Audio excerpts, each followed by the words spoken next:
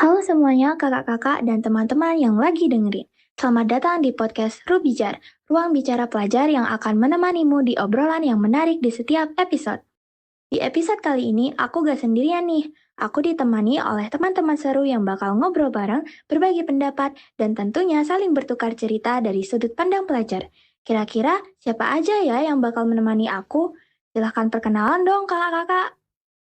Halo semuanya, aku Zahra di sini sebagai host 2 yang akan nemenin kalian. Halo, aku Arin. Hai semuanya, aku Hilal sebagai host 4 akan nemenin kalian di podcast ini. Halo, aku Sherly.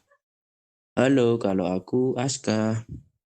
Hai teman-teman, makasih ya udah mau menghadiri podcast di siang hari ini. Sepertinya hari ini akan menjadi podcast yang seru ya.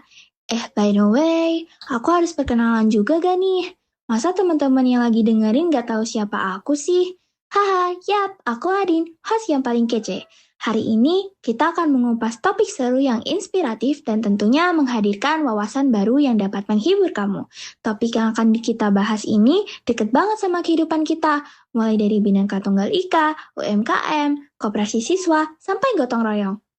Betul banget nih Kak, kadang kita sering banget ya denger istilah-istilah ini di sekolah, tapi jujur aja ya Kak, belum tentu kita benar-benar paham maknanya. Nah, di podcast ini kita bakal kupas satu persatu, tentunya dengan pembahasan yang ringan tapi tetap jelas. Oke, kita mulai dari yang paling sering kita dengar dulu nih.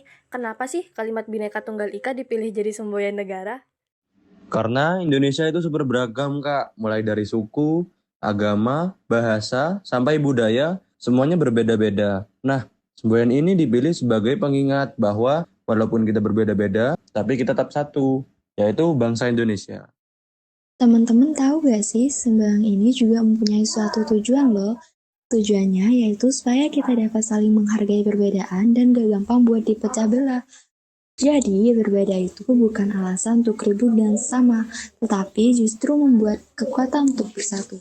Bener tuh, intinya sih semboyan ini jadi reminder kalau persatuan itu jauh lebih penting daripada mempermasalahkan perbedaan.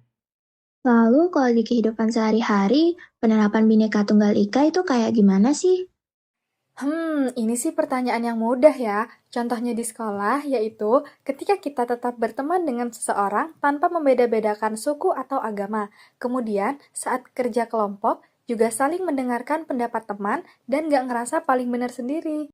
Kalau di masyarakat, misalnya ikut kerja bakti bareng warga, menghormati tetangga yang sedang beribadah, atau ikut kegiatan lingkungan tanpa melihat latar belakang orangnya. Hal kecil kayak nyapa dan menjaga kerukunan juga udah termasuk penerapan semboyan itu loh. Mau lanjut gak nih ngobrolnya? Bentar dong. Sebelum lanjut ke pembahasan berikutnya, kita ada pesan singkat dari sponsor kita dulu nih. Podcast Rubijar hari ini didukung oleh Kasesma, kantin sekolah favorit anak semasa yang tentunya bikin kita ketagihan. Bener banget, selain bikin kenyang, juga membuat kita semakin semangat untuk belajar. Cocok banget sama semangat kebersamaan yang akan kita bahas setelah ini. Jadi buat kakak-kakak dan teman-teman, jangan lupa buat jajan di Kasesma. Semakin banyak jajannya, semakin semangat belajarnya. Oke, sponsor selesai, perut aman dan obrolan dilanjutkan. Gas, kita lanjut ke pembahasan UMKM. Sekarang kita masuk ke topik ekonomi nih. UMKM dikenal tetap bertahan saat krisis moneter tahun 1998. Kenapa ya?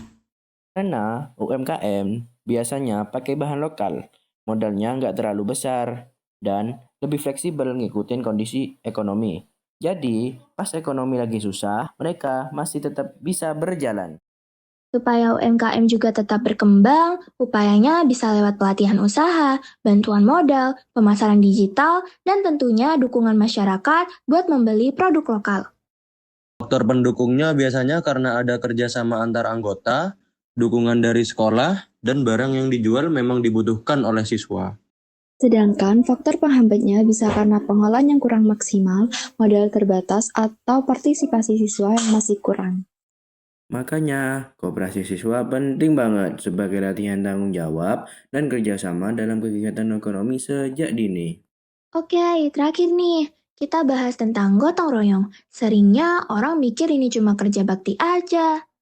Dari obrolan kita hari ini, teman-teman bisa belajar kalau persatuan, kerjasama, dan saling menghargai itu bukan cuma teori di buku, tapi harus diterapkan di kehidupan sehari-hari. Terima kasih buat kakak-kakak dan teman-teman yang sudah dengerin podcast Rubijar. Sampai jumpa di episode berikutnya. Bye-bye, see you.